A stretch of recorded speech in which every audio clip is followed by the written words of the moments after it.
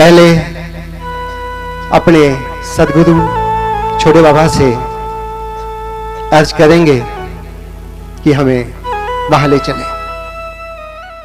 सभी मित्रों को प्रेम भरा भाव भरा नमस्कार। ओशो का यह जन्मदिन, आज का यह पावन दिन आपको, मुझको, हमको, सबको, जो जानते हैं ओशो को, जो नहीं जानते हैं भविष्य में जानेंगे, उन सबको, सारे अस्तित्व को मुबारक हो।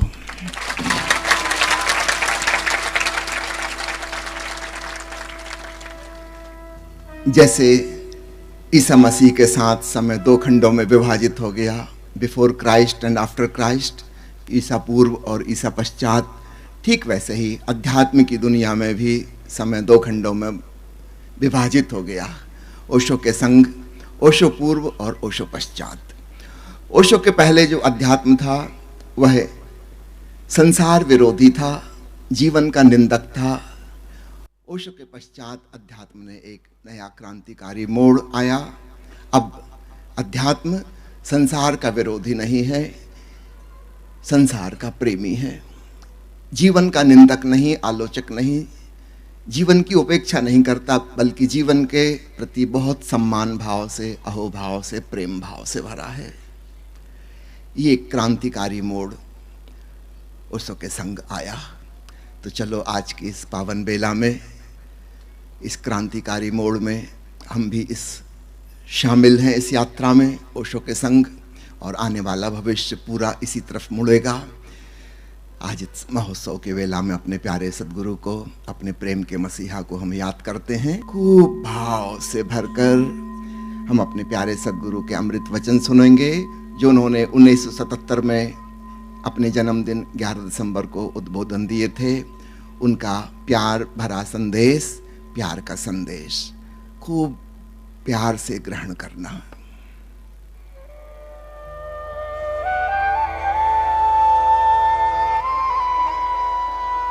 My beloved ones, I love you.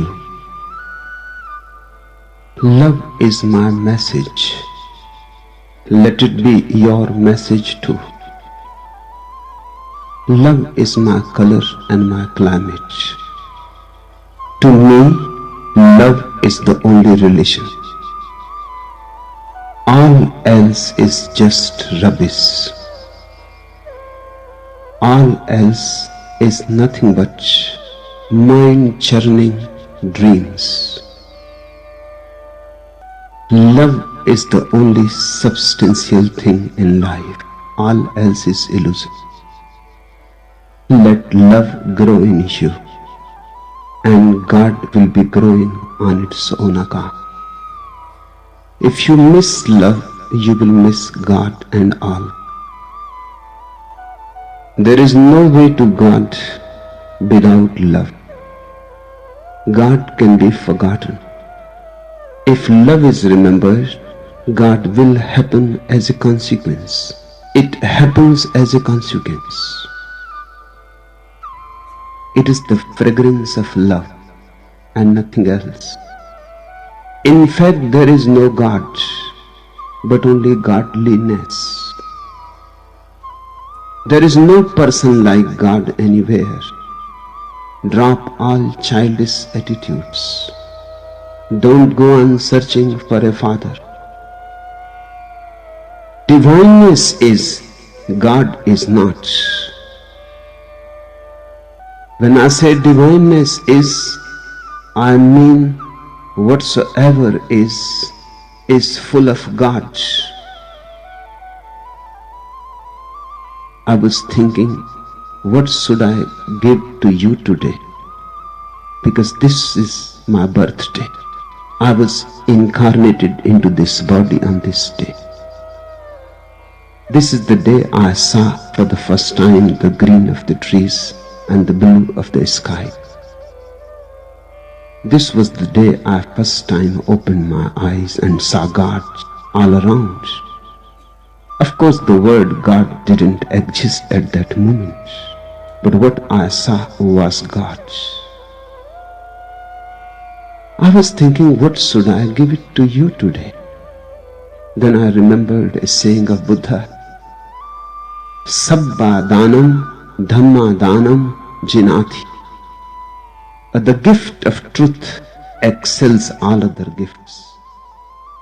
And my truth is love. My word is love. So I say, my beloved ones, I love you and I would like you to fill the whole world with love. आंखें खोलें, हाथ नीचे रखें। प्यारे मित्रों, ईसा मसीह ने कहा था परमात्मा प्रेम है। ओशो कहते हैं प्रेम ही परमात्मा है। सुनने में दोनों बातें एक सी लगती हैं, लेकिन बहुत बड़ा फर्क है। जब कहते हैं परमात्मा प्रेम है तो लगता है परमात्मा का एक गुण, उसकी एक क्वालिटी प्रेम भी है, और भी अन्य बहुत से गुणवत्ताएं होंगी। ओशो जब कहते हैं प्रेम ही परमात्मा है तो सारी बात ही बदल गई। याद रखना, ओशो के प्रेम में क्या क्या शामिल है, सभी कुछ शामिल है। छोटों के प्रति प्रेम एक आयाम है, जिसे हम कहते हैं वात्सल्य, ममता। एक प्रेम है अपने बराबर वालों के प्रति, जिसे हम कहते हैं दोस्ती, मैत्री, ब्रदरहुड, भाईचारा। एक प्रेम है अपने से बड़ों के प्रति, माता पिता के प्रति आदर, सम्मान, गुरुजनों के प्रति श्रद्धा। प्रेम का ही एक रूप है स्वयं के प्रति साक्षी भाव, ध्यान में डूबना। ये स्वयं से प्रेम का नाम है। ध्यान भी उसमें शामिल हो गया। सच पूछो तो ध्यान और प्रेम दो अलग अलग बातें नहीं हैं। जब हमारी चेतना दूसरे के संग आनंद ले रही है, उसका नाम है प्रेम हमारी साधारण भाषा में। और जब चेतना स्वयं के एकांत में मौन में डूब के आनंद ले रही, उसका नाम है ध्यान। तो दो अलग अलग बातें कहाँ हुई? एक ही बात हुई, आनंद लेने की कला। कर्म से प्रेम का नाम कर्मयोग, प्राण ऊर्जा से प्रेम का नाम हठ योग, अपनी संवेदनशीलता से प्रेम का नाम तंत्र साधना। सारी साधनाएं शामिल हो गई प्रेम में तो। और समष्टि के साथ प्रेम, संपूर्ण अस्तित्व के साथ प्रेम का नाम भक्ति, पराभक्ति, हरि सुमरन, प्रभु सुमरन, जो दिल चाहे कहो। सब प्रेम का ही विस्तार है। और संपूर्ण जीवन से प्रेम, संपूर्ण जीवन के प्रति सम्मान का नाम धार्मिकता। और प्रेम से देखी गई आंख का नाम, प्रेम की आंख से देखे गए सत्य का नाम परमात्मा। तो असली साधना बस प्रेम की ही साधना है। ओशो के संग एक क्वांटम लीप, एक बड़ी छलांग लगी।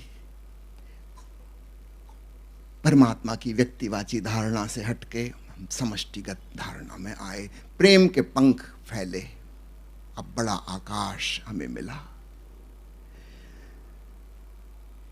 लोग तो ईसा मसीह को प्रेम का मसीहा कह के पुकारते हैं। हम अपने प्यारे सदगुरु को फिर क्या कहें? प्रेम का महामसीहा, प्रेम का तीर्थंकर, जो भी नाम दें छोटा ही पड़ जाएगा। बस चलते हैं आज उनके जन्मदिन को खूब उत्सवपूर्ण मनाने के लिए। ओशो के भइले जनमवा कनिवा बधाई बाजे हो। ओशो के भइले जनमवा कनिवा बधाई बाजे हो। ओशो के भइले जनमवा कनिवा बधाई बाजे हो। ओशो के भइले जनमवा कनिवा बधाई बाजे हो। बधाई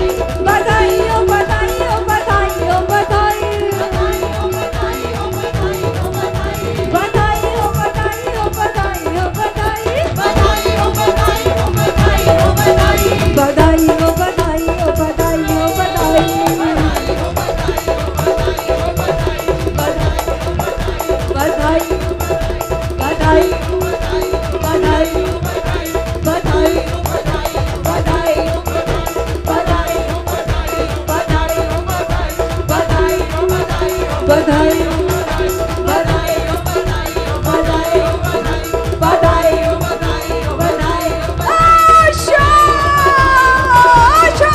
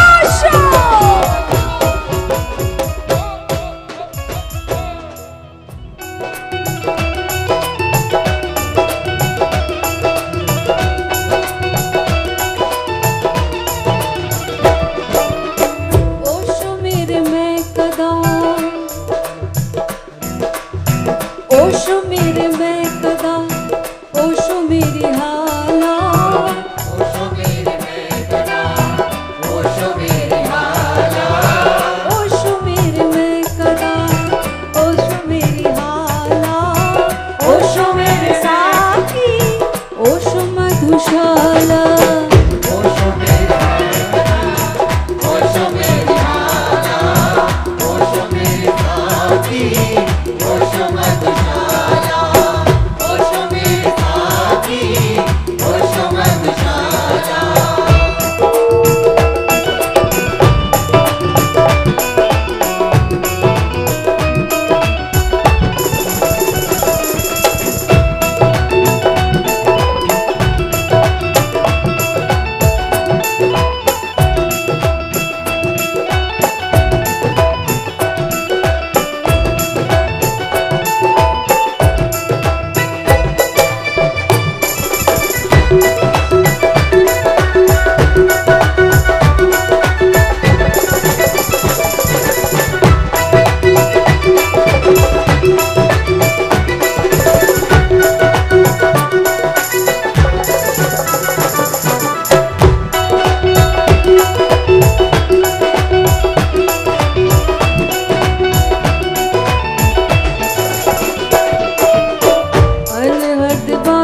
साडे रोम रोम वजदा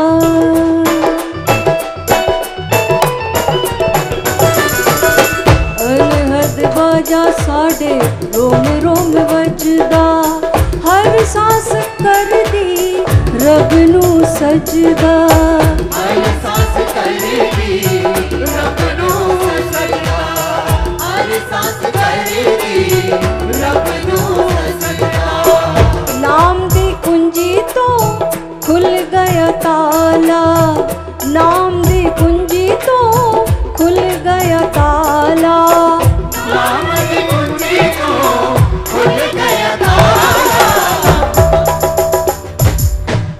ओशो मेरे साकी ओशो मधुशाला ओशो मेरे साकी ओशो मधुशाला ओशो मेरे मैं कदा ओशो मेरी हाला ओशो मेरे साकी ओशो मधुशाला ओशो मेरे मैं कदा ओशो मेरी हाला ओशो मेरे साकी ओशो मधुशाला तैरो हरम विच रब नहीं मिलिया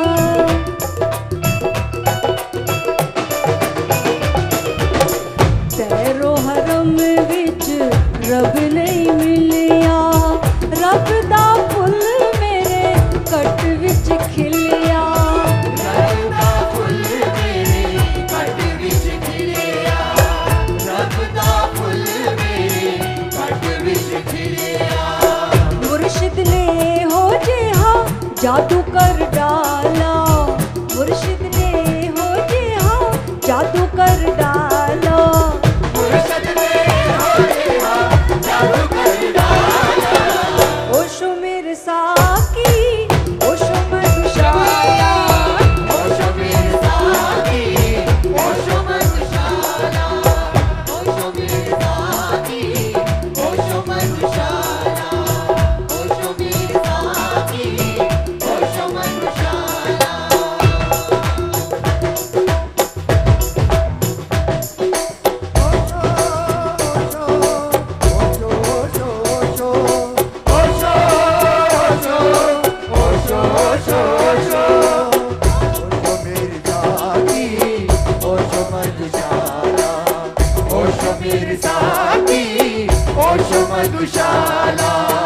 ओशो ओशो ओशो मेरे प्यारे ओशो, ओशो ओशो ओशो मेरे प्यारे ओशो, प्यारे प्यारे ओशो मेरे प्यारे ओशो, प्यारे प्यारे ओशो मेरे प्यारे ओशो, ओशो मेरे साकी ओशो मधुशाला, ओशो मेरे साथी ओशो मधुशाला, ओशो मेरे साकी ओशो मधुशाला, ओशो मेरे साथी ओशो मधुशाला, ओशो मेरे साथी ओशो मधुशाला, ओशो मेरे साथी ओशो मधुशाला, ओशो मेरे साथी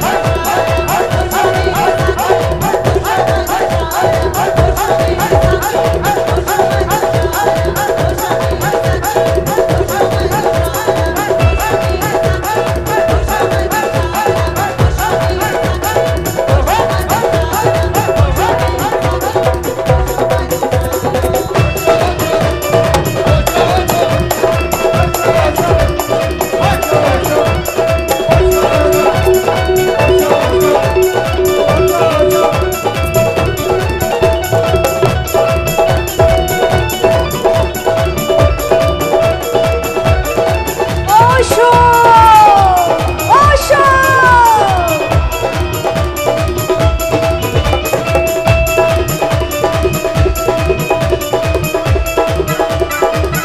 आप सभी बोलेंगे ओशो मेरे साकी ओशो मधुशाला, ओशो मेरे साथी ओशो मधुशाला, ओशो मेरे साकी ओशो मधुशाला, ओशो मेरे साथी ओशो मधुशाला, ओशो ओशो ओशो मेरे प्यारे ओशो, ओशो ओशो ओशो सभी गाएंगे प्यारे ओशो, ओशो ओशो ओशो मेरे प्यारे ओशो, ओशो ओशो ओशो मेरे प्यारे ओशो, ओशो मेरे साकी ओशो मधुशाला, ओशो मेरे साथी ओशो मधुशाला, ओशो ओशो ओशो मेरे प्यारे ओशो, ओशो ओशो ओशो मेरे प्यारे ओशो, ओशो ओशो ओशो मेरे प्यारे ओशो, ओशो ओशो ओशो मेरे प्यारे ओशो, ओशो ओशो ओशो मेरे प्यारे ओशो, ओशो ओशो ओशो मेरे प्यारे ओशो, ओशो ओशो ओशो मेरे प्यारे ओशो,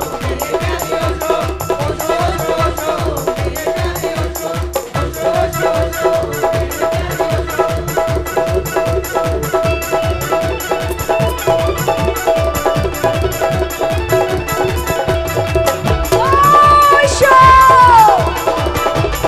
ओशो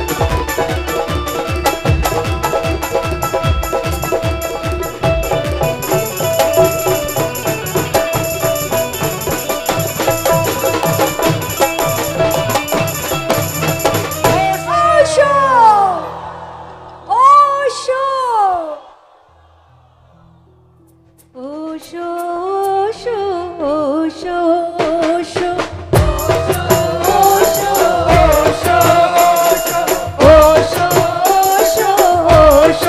ओशो मेरे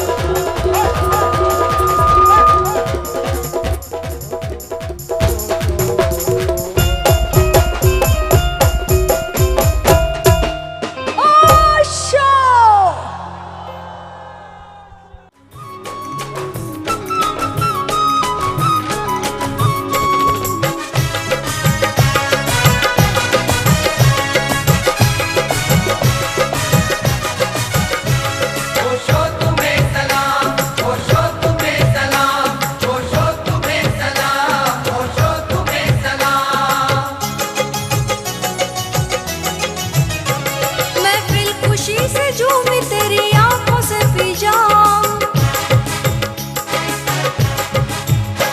महफिल खुशी से झूमी तेरी आंखों से पी जाऊं, महफिल खुशी से झूमी तेरी आंखों से पी जाऊं। ओशो तुम्हें सलाम, ओशो तुम्हें सलाम, ओशो तुम्हें सलाम, ओशो तुम्हें सलाम। महफिल खुशी से झूमी तेरी आंखों से पी जाऊं, महफिल खुशी से झूमी तेरी आंखों से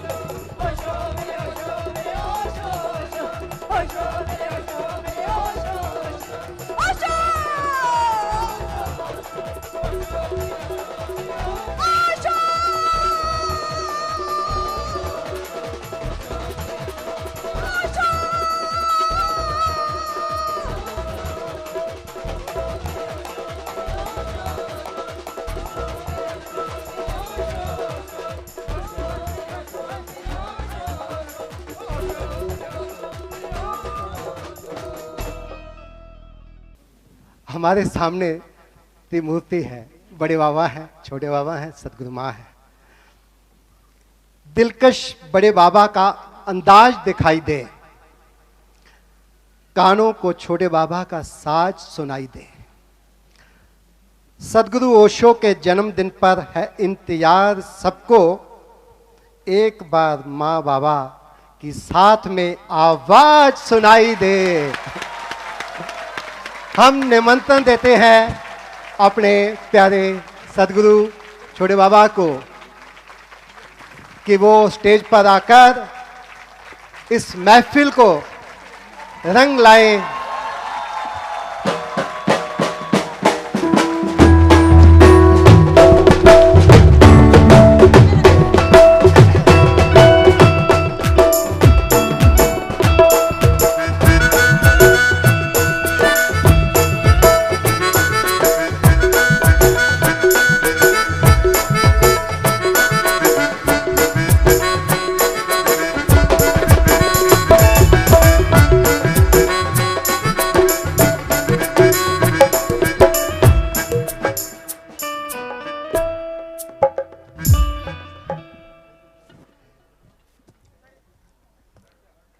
प्रवीण जी शुरुआत में कह रहे थे कौन है ओशो हमारे लिए। चलिए इस सवाल का जवाब है तो बड़ा मुश्किल, फिर भी कुछ काव्यात्मक अंदाज में। प्रेम है ओशो, ध्यान है ओशो, प्रेम है ओशो, ध्यान है ओशो, निजता का सम्मान है ओशो। सब लोग सम्मान पूर्वक बैठ जाइए अपने शरीर का सम्मान। प्रेम है ओशो, ध्यान है ओशो, निजता का सम्मान है ओशो, क्षण में मार गिराएं अहम को ऐसे घातक बाण है ओशो। सच की खोज में जो निकले हैं उनकी प्रिय पहचान है ओशो, भगवत्ता को जीने वाले धरती के भगवान है ओशो। दिल की प्यास बुझाने वाले सन्यासी के प्राण है ओशो, सुख और दुख से परे खिली जो वही शांत मुस्कान है ओशो। जन्म मृत्यु है नहीं जहां पर उस जीवन का ज्ञान है ओशो, ध्यान प्रेम के दो पंखों से चेतन गगन उड़ान है ओशो।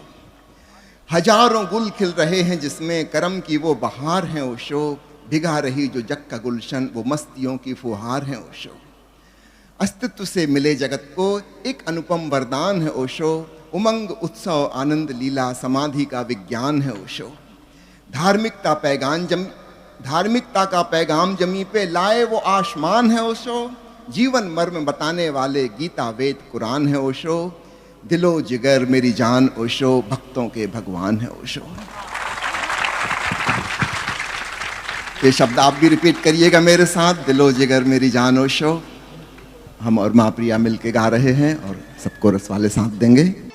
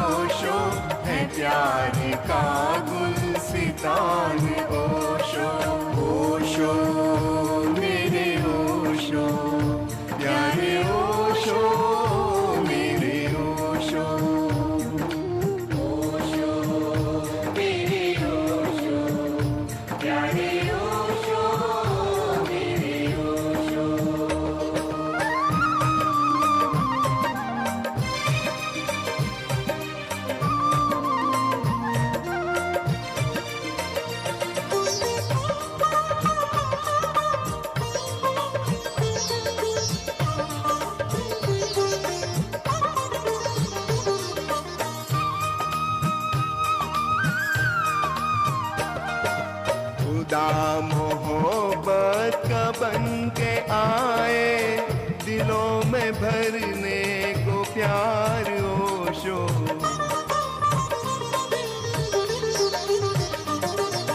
खुदा मोहब्बत का बन के आए, दिलों में भरने को प्यार ओशो। चलाते भक्ति की नाव हंस कर, कराते सागर है पार ओशो। कराते सागर है पार ओशो। ये सारा अस्तित्व नाम उनका, ये सारा अस्तित्व नाम उनका, असीम है और अनाम ओशो। दिलो जिगर मेरी जान ओशो, है प्यार का गुलसितान ओशो।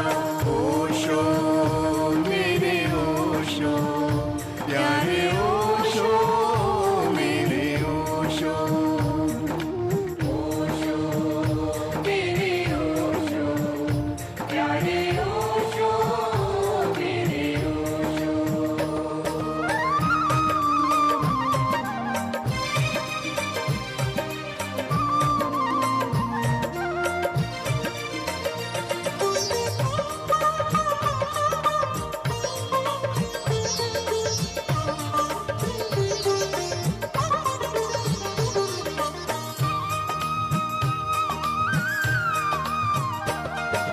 सुबह की लाली वो शब की ठंडक है, रोशनी की किताब ओशो।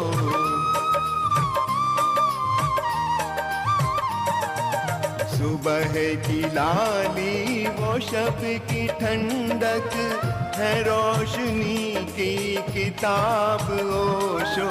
वही बूंद है वही समंदर, नशाए रब की शराब ओशो।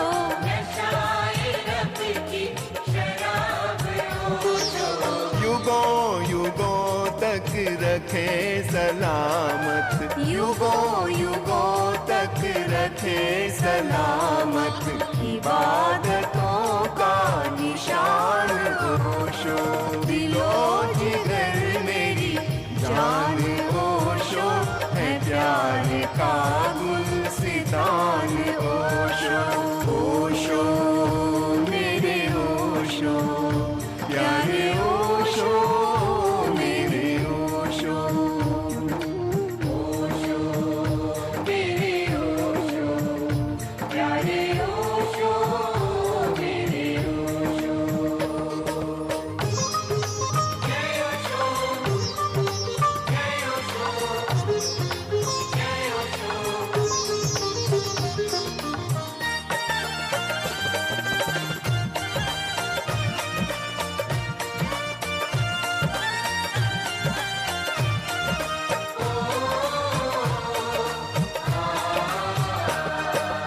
नशीली आंखें हंसी अदाएं हैं, दिलकशी का पयाम ओशो।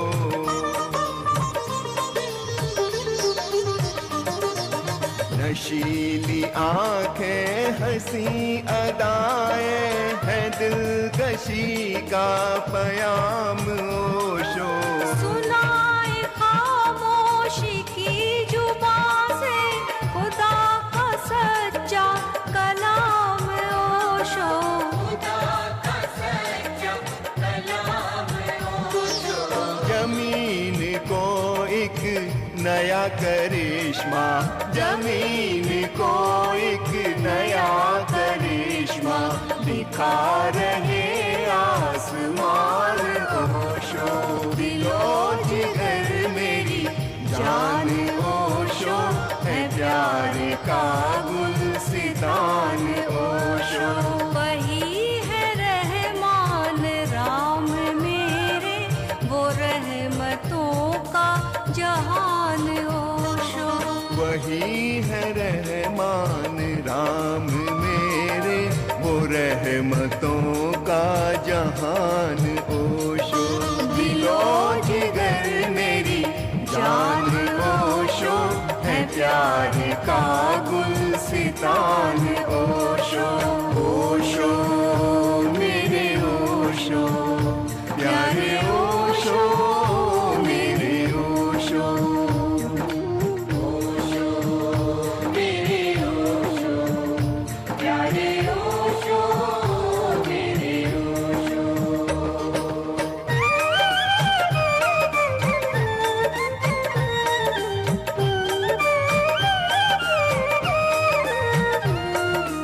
ओशो मेरे ओशो मेरे ओशो मेरे ओशो ओशो मेरे ओशो मेरे ओशो मेरे ओशो ओशो मेरे ओशो मेरे ओशो मेरे ओशो ओशो मेरे ओशो मेरे ओशो मेरे ओशो ओशो ओशो ओशो मेरे प्यारे ओशो ओशो ओशो ओशो मेरे प्यारे ओशो ओशो ओशो ओशो प्यारे प्यारे ओशो ओशो ओशो ओशो प्यारे प्यारे ओशो मेरे ओशो मेरे ओशो मेरे प्यारे प्यारे ओशो मेरे ओशो मेरे ओशो मेरे प्यारे प्यारे ओशो मेरे ओशो मेरे ओशो मेरे प्यारे प्यारे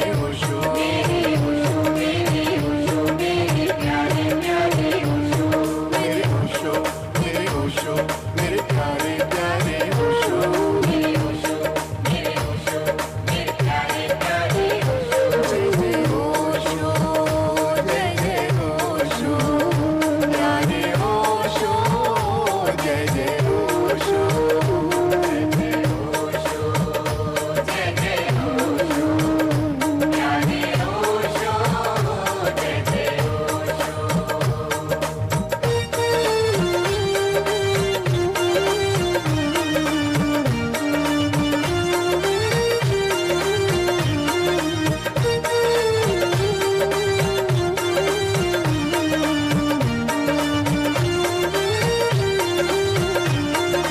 प्यारे प्यारे ओशो प्यारे प्यारे ओशो मेरे ओशो मेरे ओशो मेरे प्यारे प्यारे ओशो मेरे ओशो मेरे ओशो मेरे प्यारे प्यारे ओशो जय जय ओशो जय जय ओशो जय जय ओशो जय जय ओशो जय जय ओशो जय जय ओशो जय जय ओशो जय जय ओशो ओशो ओशो ओशो ओशो ओशो ओशो ओशो ओशो ओशो ओशो ओशो ओशो ओशो ओशो जय जय ओशो ओशो ओशो जय जय ओशो ओशो जय जय ओशो ओशो ओशो जय जय ओशो ओशो ओशो ओशो ओशो ओशो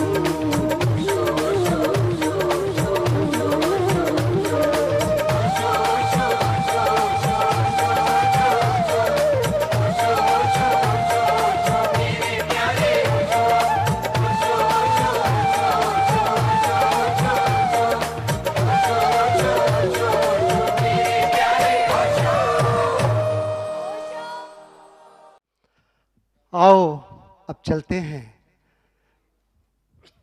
महफिल की उस ऊंचाई पर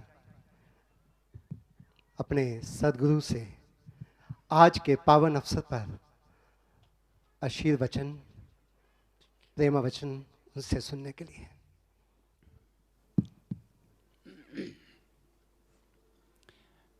प्रिय आत्मन, ओशो के जन्मदिन की आज 85वीं वर्षगांठ हम मना रहे हैं। आज अगर ओशो शरीर में होते तो 85 वर्ष के होते। शरीर की तो एक उम्र होती है।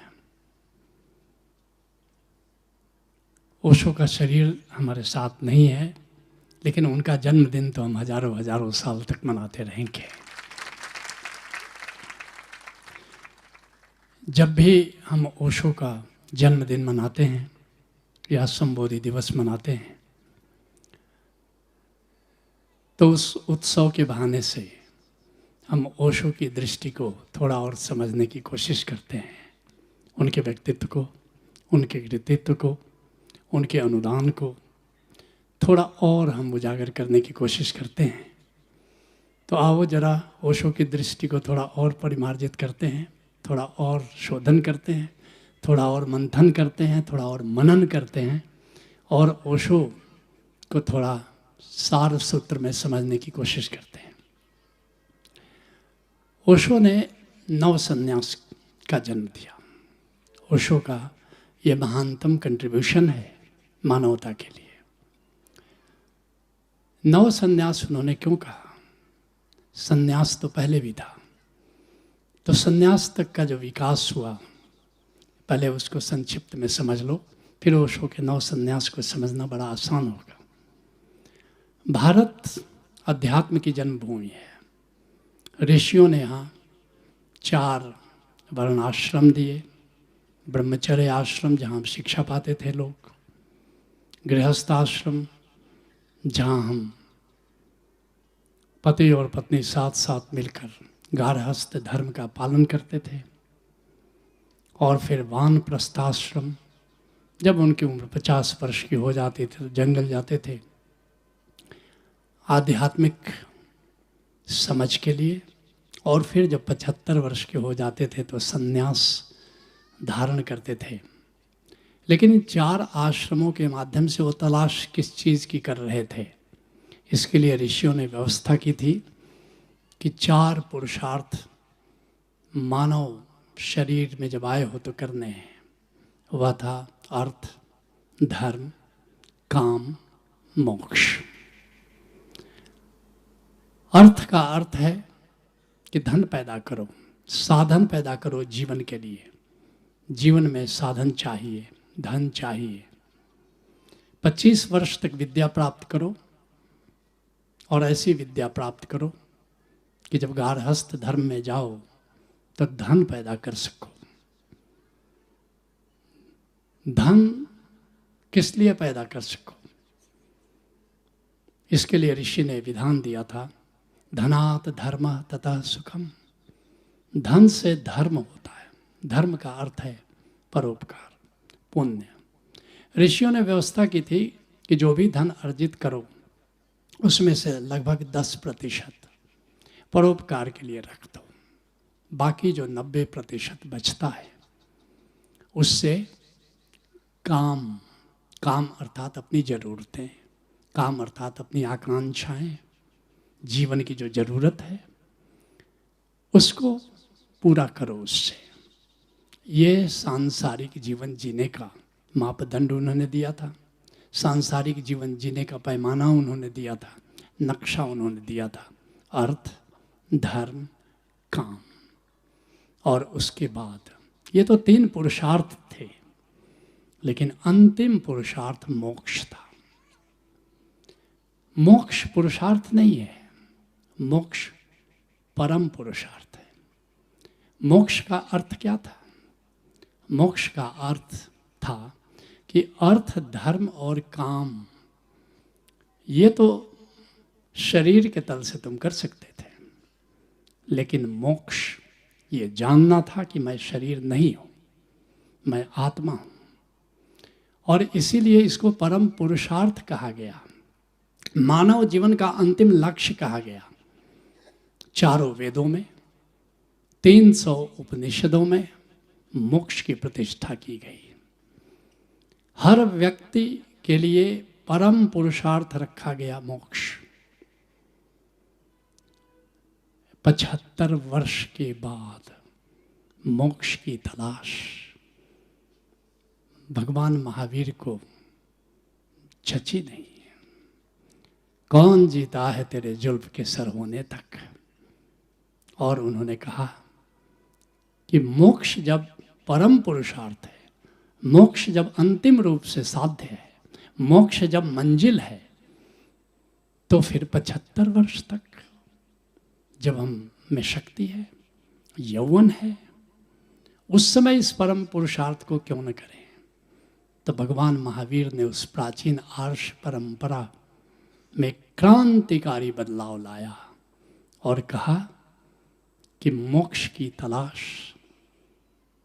जैसे ही होश में आओ वो तलाश शुरू कर दो। बड़ी क्रांति थी।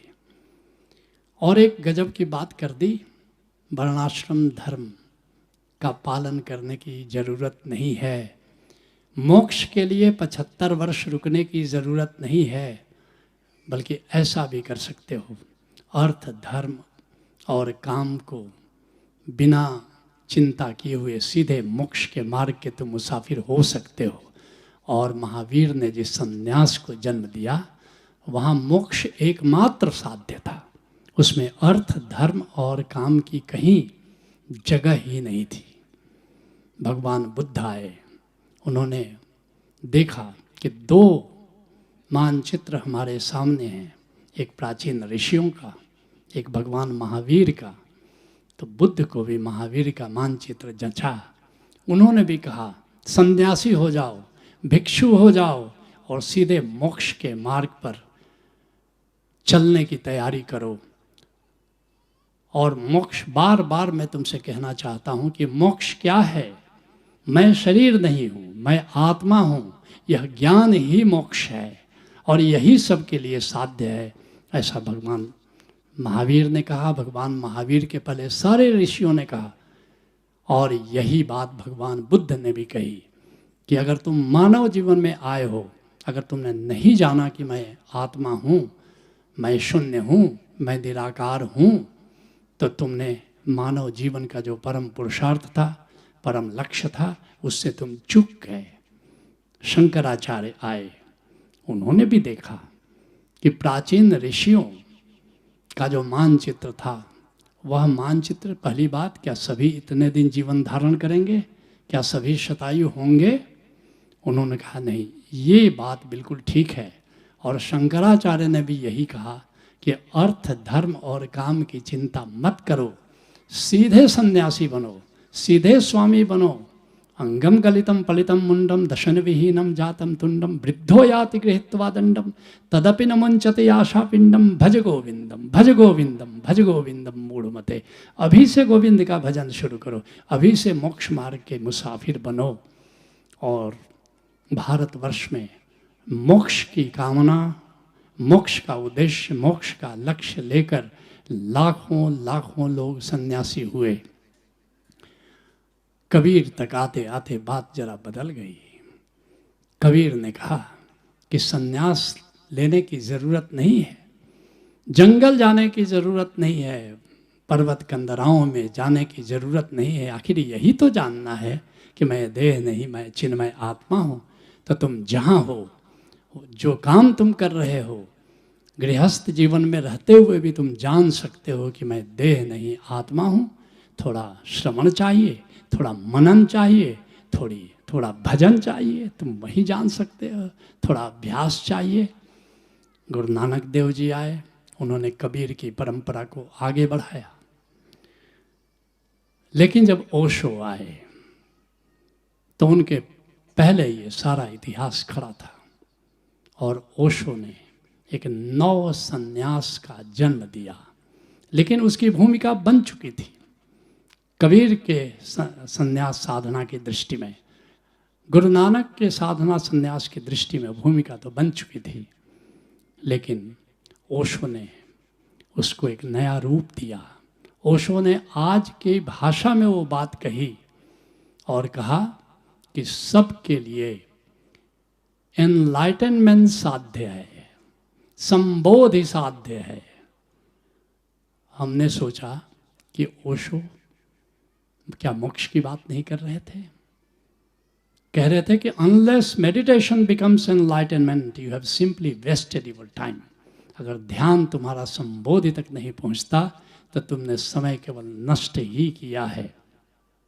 मैं तुमसे कहना चाहता हूं कि ओशो जिसे एनलाइटनमेंट कह रहे थे, उसी को हमारे ऋषि मोक्ष कह रहे थे। दोनों में जरा भी अंतर नहीं है। मोक्ष गलत समझा जाने लगा था। लोग समझ रहे थे कि शायद मृत्यु के बाद मोक्ष मिलता है, इसलिए ओशो ने एक नया शब्द दिया जो बुद्ध का ही शब्द था, लेकिन जिसे ऋषि मोक्ष कह रहे थे उसी को ओशो एनलाइटनमेंट कह रहे थे, उसी को आत्मज्ञान कह रहे थे। आखिर एनलाइटनमेंट है क्या? मैं आत्मा हूँ, यही तो एनलाइटनमेंट है।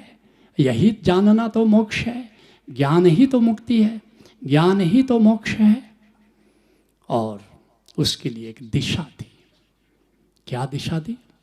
तुम कहाँ हो? तुम अहंकार में हो, मैं से जुड़े हो, और अहंकार निंदा का विषय नहीं है, क्योंकि अहंकार साधन है प्रथम 3 पुरुषार्थ करने का, अर्थ, धर्म, काम। इसका साधन अहंकार है, लेकिन मोक्ष का साधन अहंकार नहीं है। ओशो ने कहा कि मोक्ष का साधन है ओंकार, एनलाइटनमेंट का साधन है ओंकार।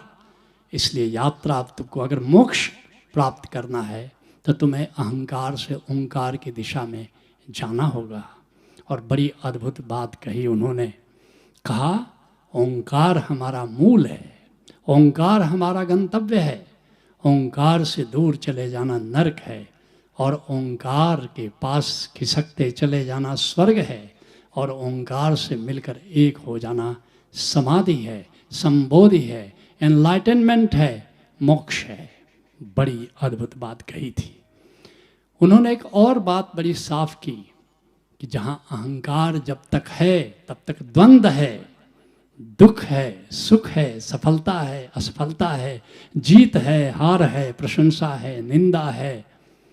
लेकिन जैसे ही तुम मोक्ष में चले जाते हो, वहाँ द्वंद्व नहीं है, वहाँ आनंद है, आनंद है, और आनंद ही मोक्ष है।